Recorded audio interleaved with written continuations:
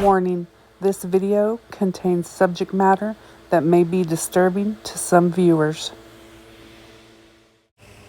Hi everybody, welcome back to another episode of True Crime and Mysterious Cases. I've always had this fascination with serial killers. I don't think anybody's more terrifying. They usually choose their victims randomly, just out of convenience. Oftentimes, they travel to different areas looking for victims, which means you may feel safe in your little town, your little neighborhood, but any minute you could come face to face with a serial killer. Today, the serial killer that I want to talk about is Israel Keys, and he's as scary and terrifying as they come. To this day, authorities have no idea exactly how many people he's killed. He lived in Alaska with his girlfriend and his 10-year-old daughter, but the FBI believes that his victims span through multiple states across the U.S. Authorities believe that he could have had victims as far back as 1996, but it wasn't until 2012 that he came across anybody's radar. On February 1st, 2012, 18-year-old Samantha Koenig was abducted from the Common Grounds espresso coffee stand that she was working at in Anchorage. Samantha's boyfriend was supposed to pick her up when her shift ended that night, but he was a little late getting there, and when he showed up, all the lights were out. It appeared that it was closed down and Samantha was nowhere to be seen. He did receive a text message from Samantha's phone a little bit later, basically saying that she was tired of everything and she was going to go with friends for a few days. And she asked him to notify her dad. And when her dad talked to her friends and nobody had seen Samantha, he contacted law enforcement. Law enforcement noticed that the door had been left open and money had been taken out of the register. They at first assumed that Samantha had stolen the money and was just on the run. It wasn't until the next day when the manager of the coffee stand checked their video surveillance that they realized Samantha had been abducted. The video surveillance shows Samantha having a normal day at work up until she gets a to-go order in the drive-thru window.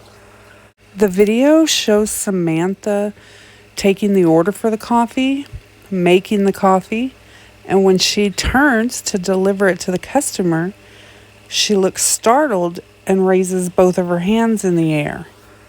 She then crouches down by the to-go window.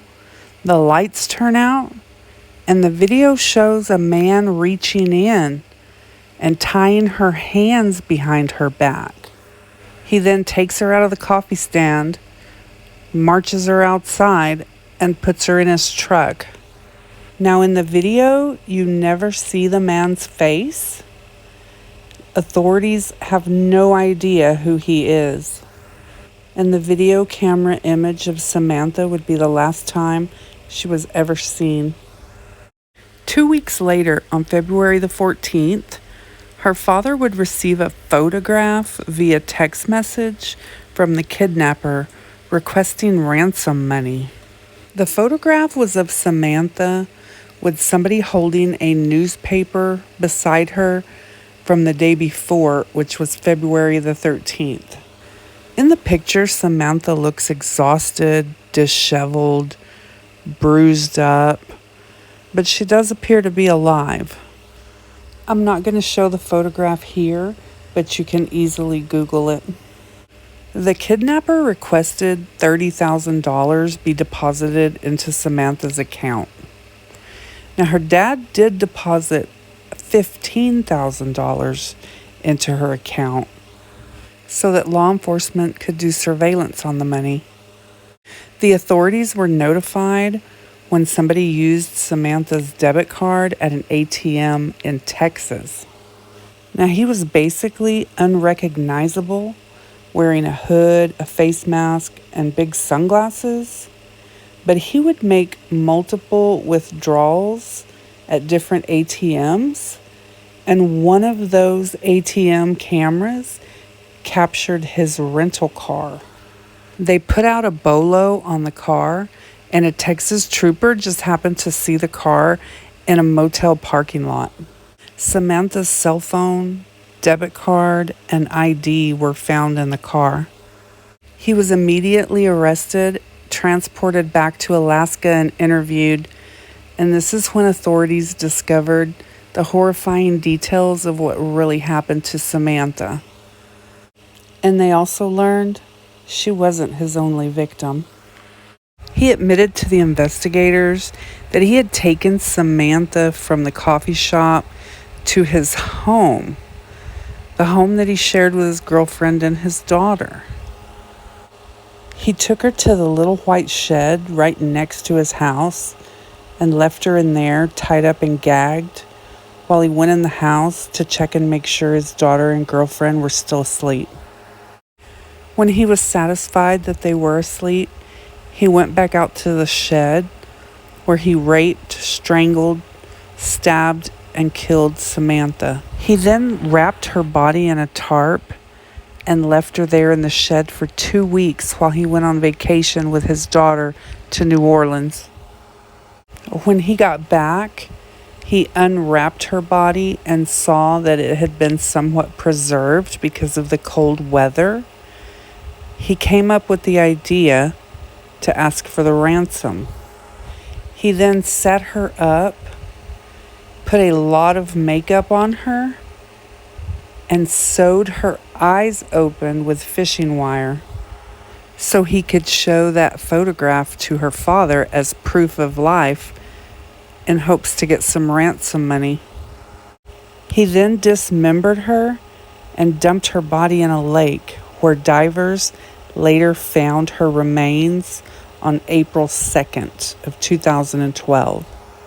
Authorities also learned that he had murdered Bill and Lorraine Currier when he abducted them from their home in Essex, Vermont in 2011.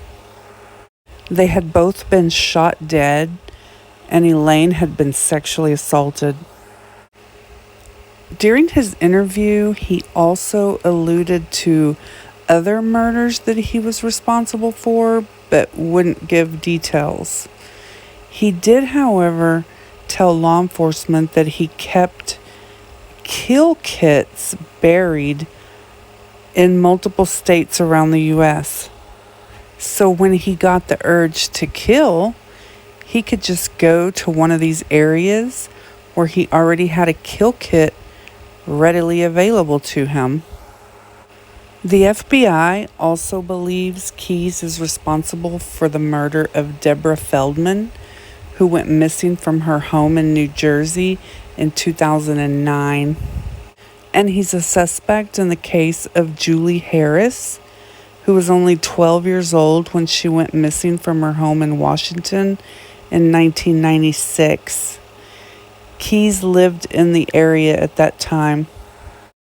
Keyes never admitted to any other murders, and he died by suicide in his jail cell while awaiting trial for the murder of Samantha.